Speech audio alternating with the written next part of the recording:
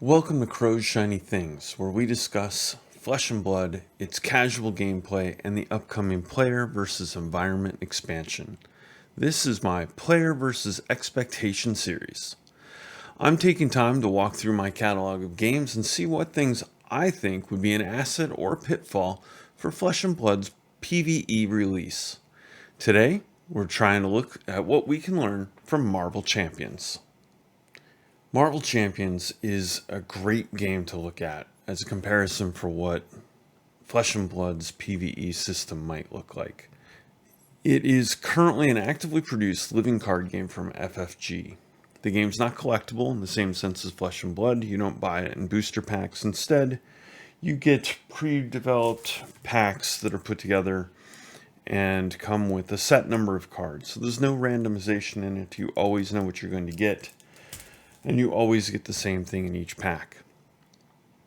If you get the Storm pack, you will get all of Storm's cards, plus whichever cards come with her. This is fantastic for the casual player because it means that there's no hunting around for those high dollar items. You need a card, you can go look up exactly which pack that card came in, you can go buy it. It does mean that it's a little bit different from Flesh and Blood in that sense. There isn't the collectability in the same style. You can, if you come in late to the game, still have to go and get a lot of the older packs if you want to do the deck building, but you don't have the same sort of hunt for the Command and Conquers that you might have in Flesh and Blood. As far as gameplay goes, the gameplay here is a PvE gameplay right from the get-go. It was never intended to be a PvP game, and it doesn't try to be. It does have some similarities with Flesh and Blood systems. All of your cards that you play with have a cost up here in the top corner, very similar to Flesh and Blood, and they all actually pitch effectively for a resource. And so understanding Flesh and Blood's resource system translates very well into Marvel Champions.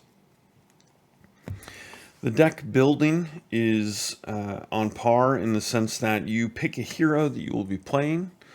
Here I've got my Ghost Spider deck, and so you decide you're going to play that hero, you put in their particular 15 card set, and then flesh out the rest of a full deck with other cards from your collection. So there is definitely a deck building element to it.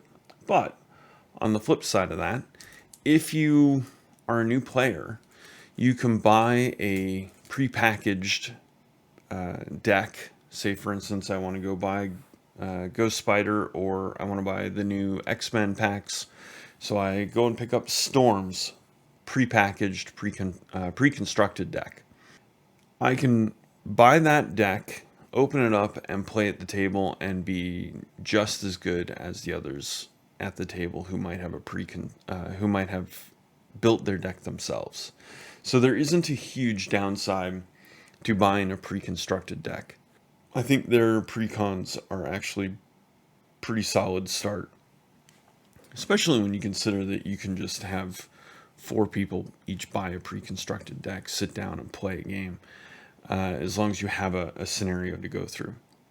Now, the scenarios are what bring this to an interesting comparison point, because Marvel Champions is the kind of PvE experience that I think I would love to see out of Flesh and Blood.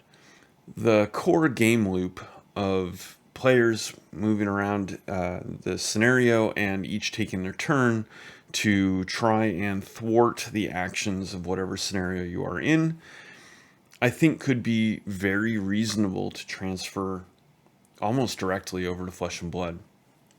Because this uses the same style of hero-focused assault on a bad guy sort of thing, I think it would work out great. Here in Marvel Champions, we pick out a scenario where we have a bad guy. In this case, I've got an Ultron deck. Ultron has a couple of schemes that he is trying to accomplish. You are trying to stop those schemes and defeat Ultron. If you can hit all of those win conditions, you can win.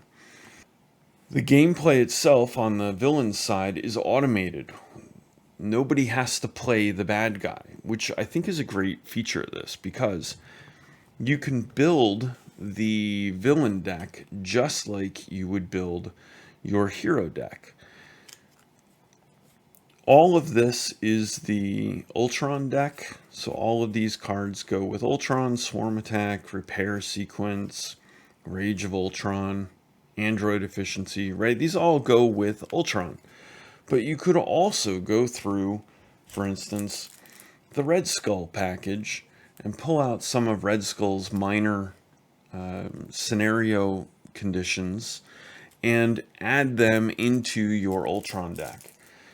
In that way, as you build a collection of scenarios for PvE, this game becomes extremely expandable, easily expandable, to the degree that the replayability is absolutely fantastic. That brings me to some of the positives for Marvel Champions. Number one, your heroes really shine in Marvel Champions. It matters who you bring to the table.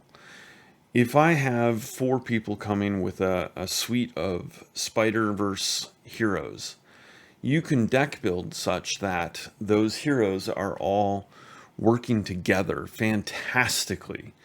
They are actually helping each other's decks play together and doing things that are synergistic, while still highlighting the unique elements that each hero brings to the table.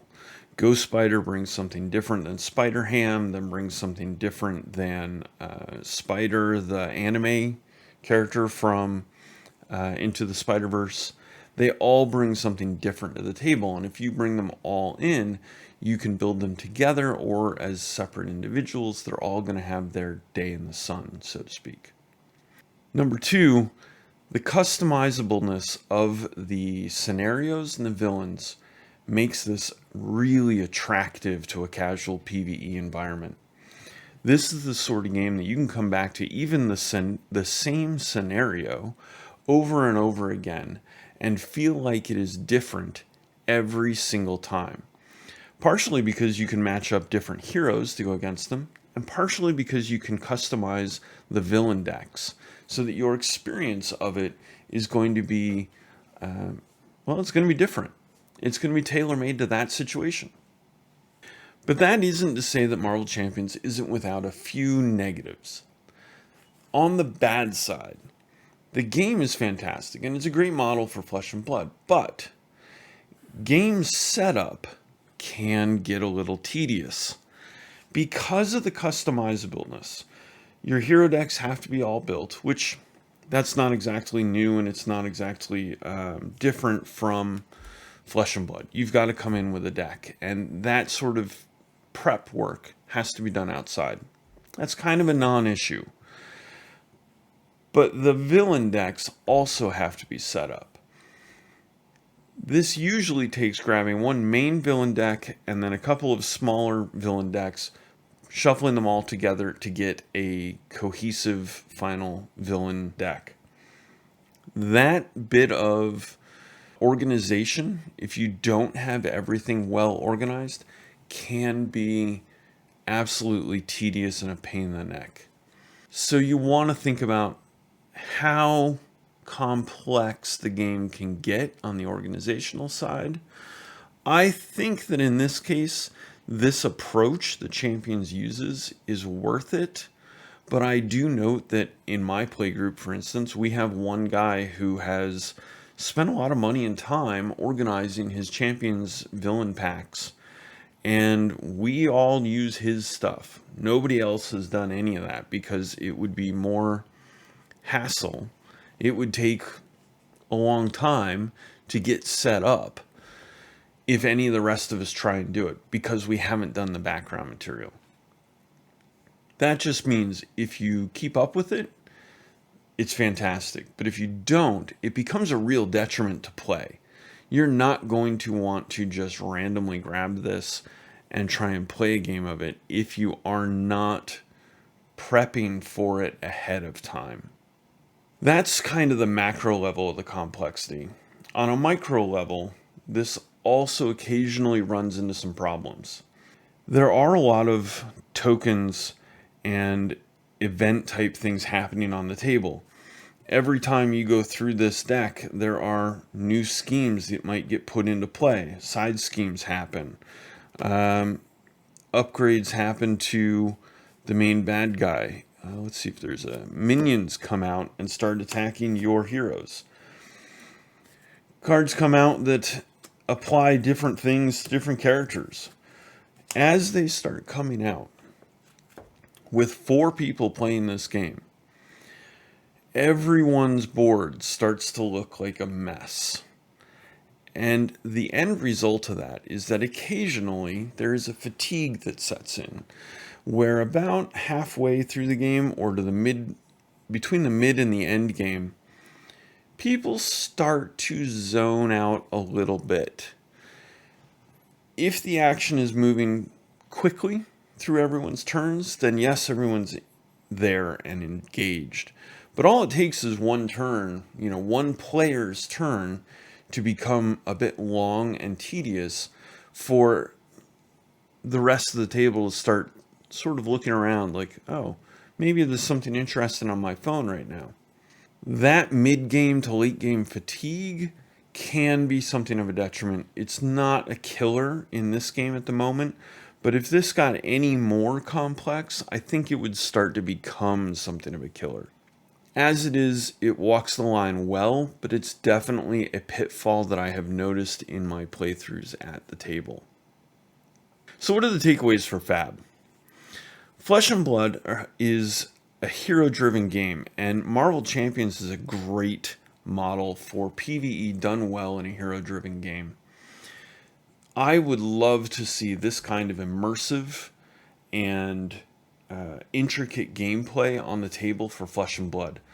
I mean, just imagine if you could bring Azalea, Viserai, and Katsu along with, I don't know, maybe Kasai to go fight the otherworldly beast that has been summoned and loose in the monastery.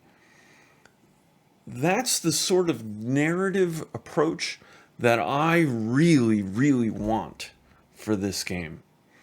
I want to be able to bring my heroes into the world of Wrath and feel like I have adventured in that world and experienced something unique to that world. That's what I want.